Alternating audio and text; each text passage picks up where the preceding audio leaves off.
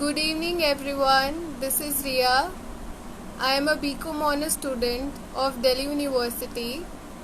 First of all, I welcome you all and thank you for joining us again. So, today's topic is how mental health affects the students, and our today's speaker is Rakshita Khurana. So, let me join her.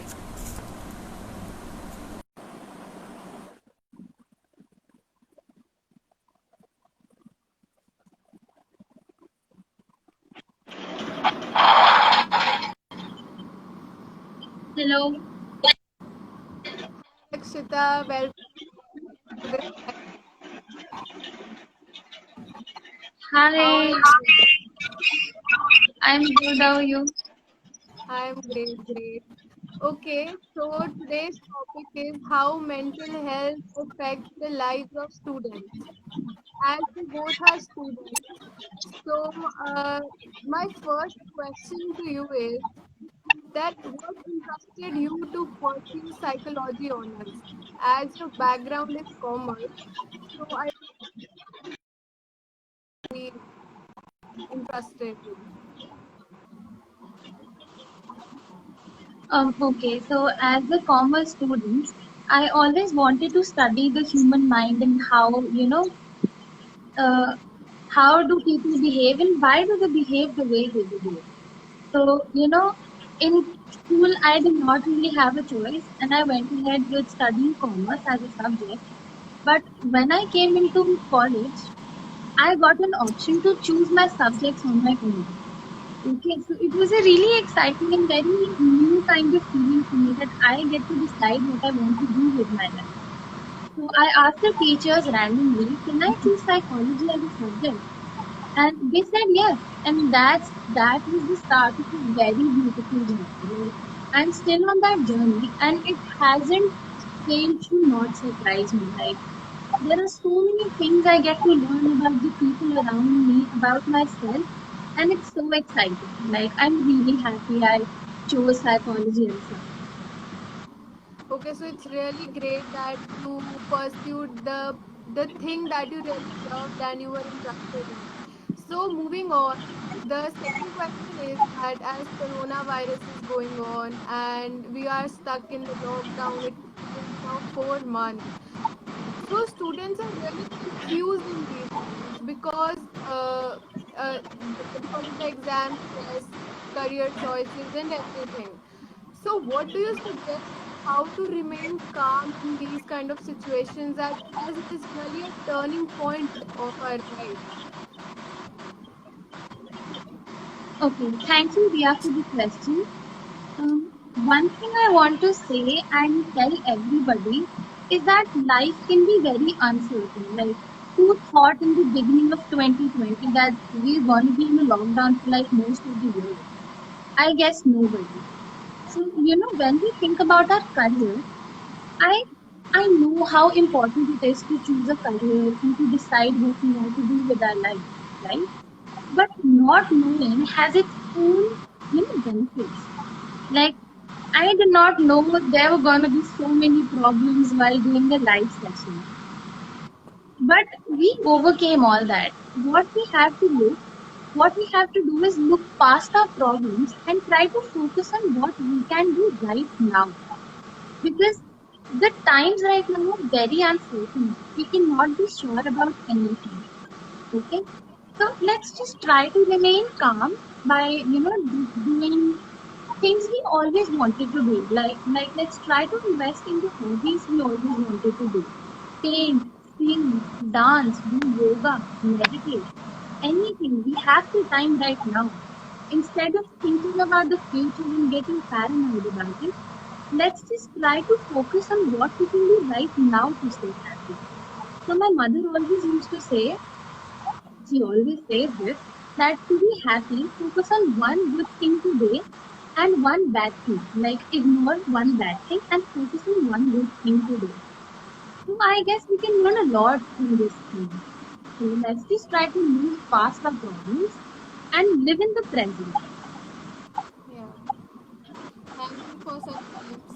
Moving on, there was a question from the audience that as standards have been set by the society and social media, and we try to match them, and we compare our lives with the people who seem so perfect, and their lives seem so glittery, and we want our lives like them as well. So what is your say on this? That is like the most valid question of our era, Yeah, right? So, social media is a whole different world, and the real life is not even 1% of it. What we as individuals show on social media is sheer editing. It is not the real world. All we want to do is we want the society to accept us according to the societal standard. But we have to understand that that is not right for us to do. The real life and the life people show on social media is poles apart. Once we start to understand and once we, you know, so I was telling about an analogy while we were live before that comparison starts at a very tender age of 7 to 8. We tend to compare our abilities at that point of time with our peers and our siblings. Okay. And we compare our abilities so that we improve ourselves. Like he or she knows this kind of mathematical ability and I want to learn that. So that kind of social comparison or comparison is very helpful because it helps us improve ourselves. But as we come into adolescence and teenage, we, the radar of comparison ourselves shifts from abilities to attractiveness. It shifts from inner growth to outer looking, how you look. So it is like we do not care about what the person or what the personality of the person is like. Instead, we go on how they look. Mhm. So platforms like Instagram and Snapchat have made it very easy for us to compare ourselves and judge ourselves on the basis of our choices. A long perception of putting ourselves down has actually made us believe in a way that we're not enough for the world, which is not right. Like we're perfect in our own way. We're all yeah, unique and we should accept that. And if we can't, we will learn it. It is a process, small steps every day. That is what I like to believe, that we cannot do one thing. Like, if I want to be a billionaire, I can't just be a billionaire overnight. Small steps take us a long way. So start small steps today. I just hope that we all get there eventually, accept ourselves, and we try to move on with whatever is happening. yeah. Thank you for sharing these points, because really we let us down by comparing ourselves to others. So we should not do that, because those things are just editing and everything. So next question is how to build a safe space, a space where we can just relax and be ourselves, like be just who we are, and think about ourselves only, no worries, no fear of judgment. Okay, so a safe space again is a very kind of in demand question right now because since we've been in quarantine or lockdown for like 4 months now, sense of privacy is a big zero. Okay. Yeah, And we as growing adults need some kind of privacy. Like it is the law of nature. You cannot change that. You want privacy. Every individual wants privacy. Okay. So we need to build a safe space to have some kind of privacy for ourselves. Now, what exactly is a safe space? Safe space is where we are free of any judgments and we feel very safe mentally and physically. Okay. So like we have a separate room or a separate corner for doing stuff, different stuff like eating, cooking, bathing, sleeping. We have different rooms for different tasks, right? So we need to assign a different place where we feel safe, where we feel that that place is free of judgment for me. Okay, like we have to be very subjective. So one thing that feels safe to me might not be safe to you. So we have to introspect and work on ourselves. Like, what is safe for me? We ask that ourselves and then we try to create that space inside our heart. Now, how that will help us is that once we create that space and once we start using it, our brain associates that space with a sense of calm and relief that there is no stress in this place. When I come back to this place, I feel happy, I feel calm. So when we build a safe space and when we use that safe space, our brain automatically feels calm. So that is the positivity and that the kind of effect having a safe space has on us. So I think we all should have a kind of safe space inside ourselves. Okay, so there should be there should be a point.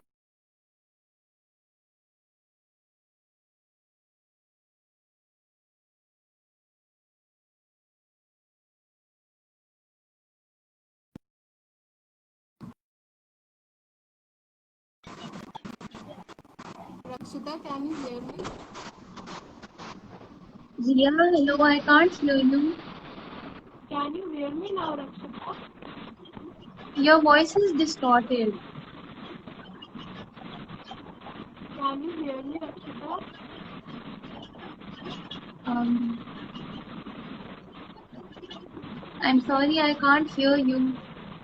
Okay, wait, hello, can you hear me now? Yes, yes, I can. Yeah. So the next question I'm going to ask is really very sensitive, and there are some times when people tend to hurt themselves, and there are suicidal thoughts going on. So, what do you really suggest, and what do you want to say about this really sensitive topic? Okay. So thank you for acknowledging that this is a very sensitive topic. Okay.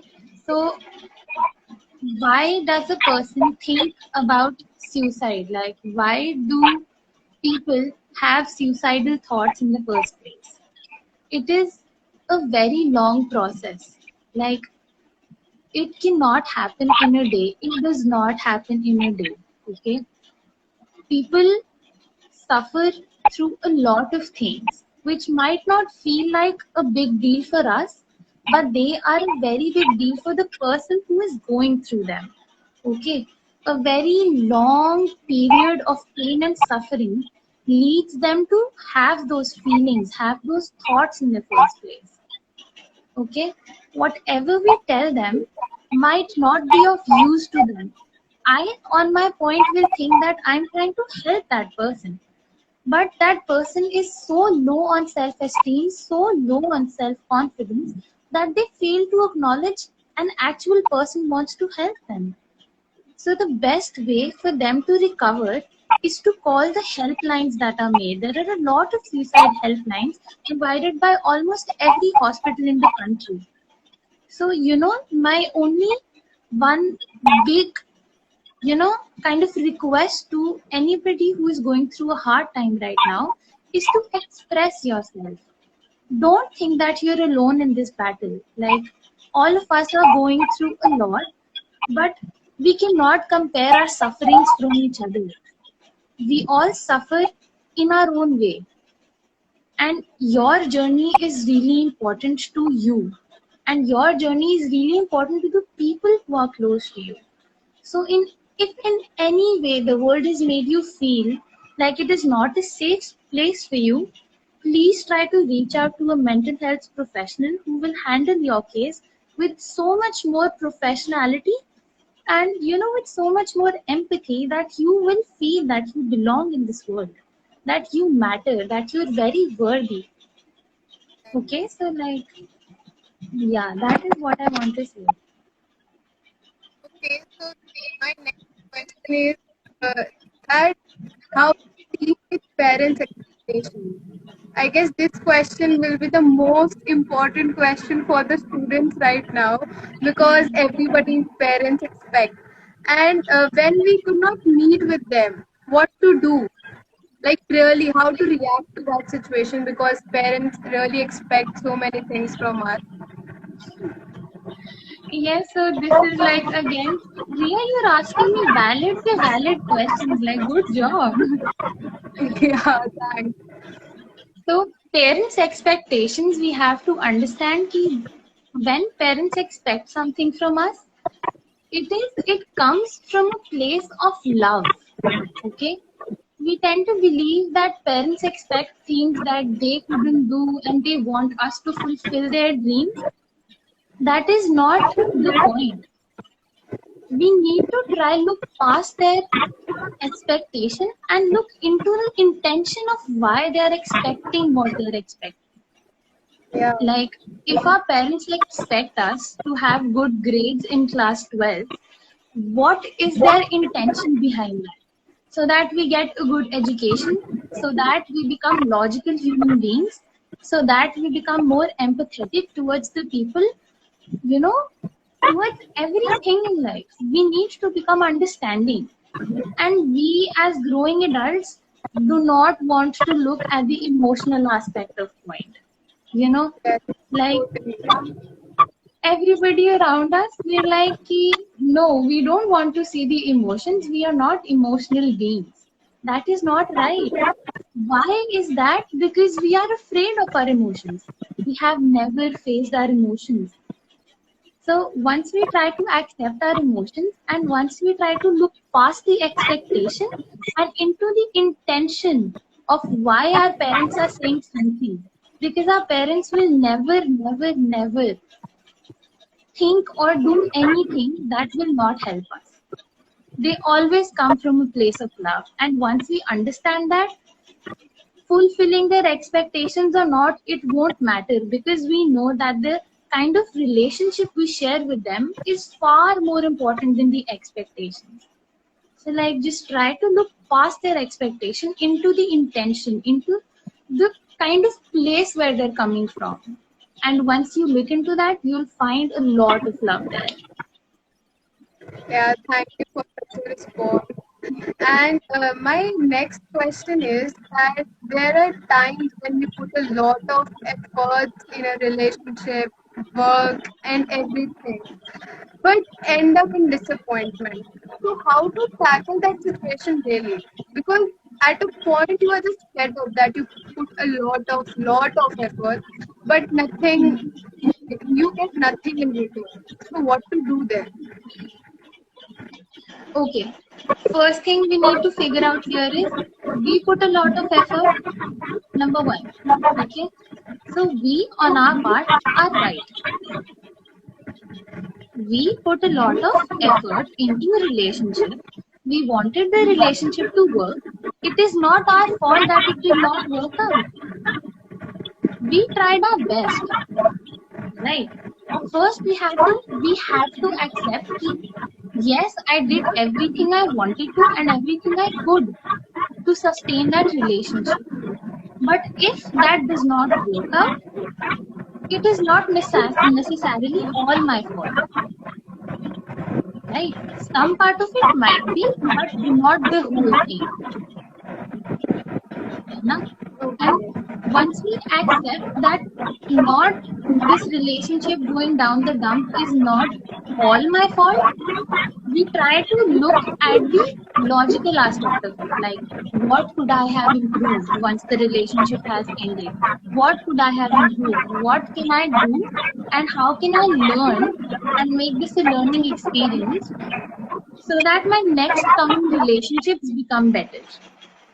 So instead of thinking of it as a disappointment or as a failure, let's think of it as a learning experience. Reframing helps a lot. Like, if I say I am disappointed, okay, and saying that I feel disappointed right now, there's a lot of difference between the two sentences. Like, I Yes. am disappointed is we are telling ourselves that I am certain kind of emotion. We Yeah. need to detach ourselves from the emotion. We are not disappointed.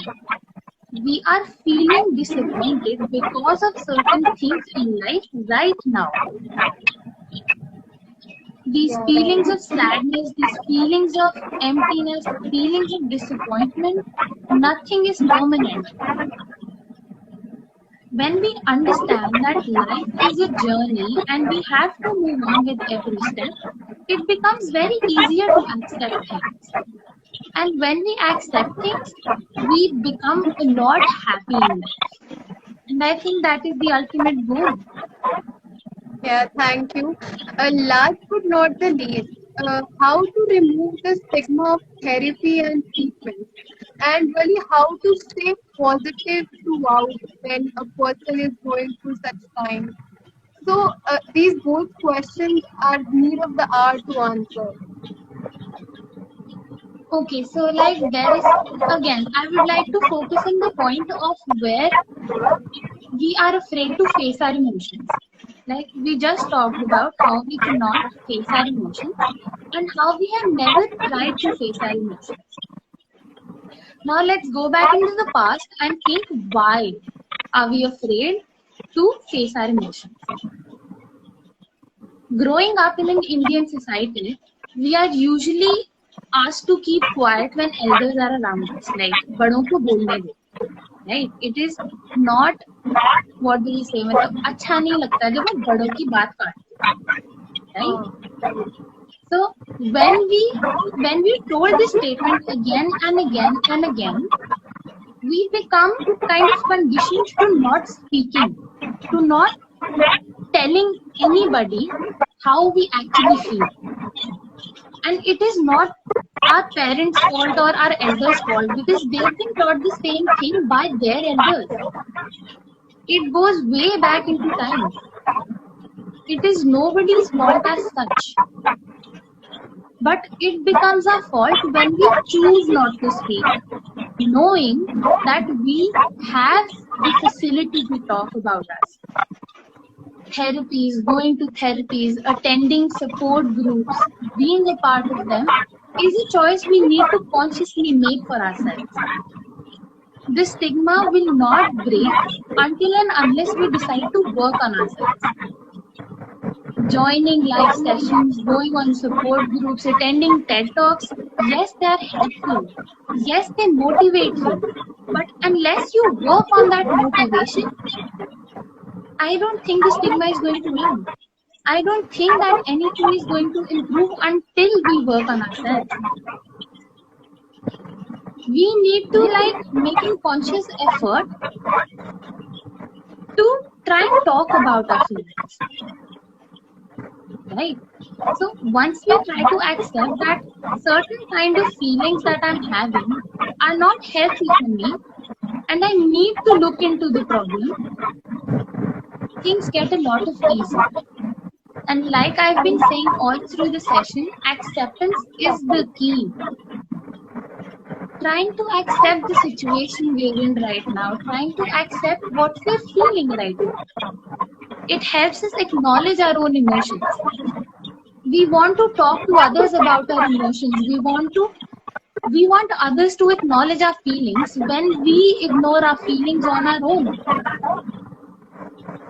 What kind of hypocrisy is that? And it's not just you or me. Everybody does that on a very unconscious level. So that is why I'm trying to emphasize on the fact that we need to consciously make an effort to improve ourselves, to work on ourselves. That, okay, there was a question from the audience that mental health is a very critical topic, and it has really it costs really much. So how should poor deal with it? Like it costs a lot when we go to okay. the therapist and everything. So how can we help the poor people to raise from such situations? Okay, so first I will answer the question about the cost and then we'll come to the poor people wala point. Okay? Okay.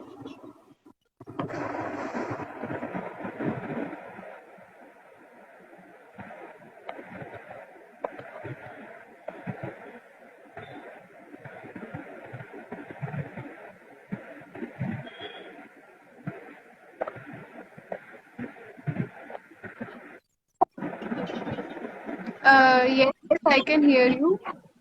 Okay. So coming to the cost wala point, when we go for a therapy, it is not just us who are going, like patient or the client who is going to the therapist. It is not just the client who is getting affected by it. Okay, we have to understand that the therapist too is a human. When we talk about negativity or talk about negative emotions and try to improve them, not only do we as clients, suffer, but to some extent, the therapist and his mental peace is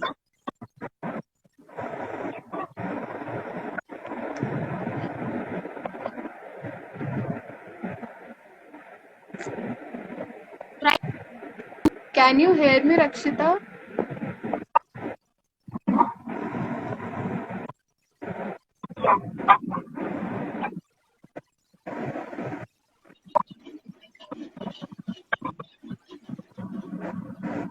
Yeah.